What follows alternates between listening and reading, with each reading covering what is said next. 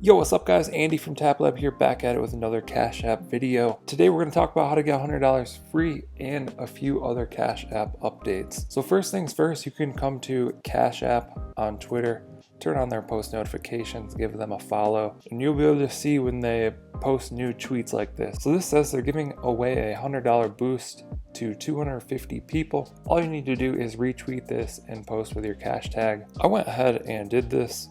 So there's my post right there. So they always have fun little things like this you can do to participate and potentially win some free money on Cash App. Next big thing for Cash App, the Taproot upgrade for Bitcoin is here or coming. So this is a soft fork for the Bitcoin blockchain. It went into effect November 14th. The big things that this will do is increase privacy, reduce transaction fees, and improve upon smart contracts. So we could potentially see some changes coming in Cash App that just overall improve the experience for Bitcoin here. And it looks like these changes will be rolled out or into effect by December 1st, 2021. So within a couple weeks here. Let's go ahead and buy today's $1 Bitcoin like we do every day. Tap buy, tap $1, tap next, scan my face.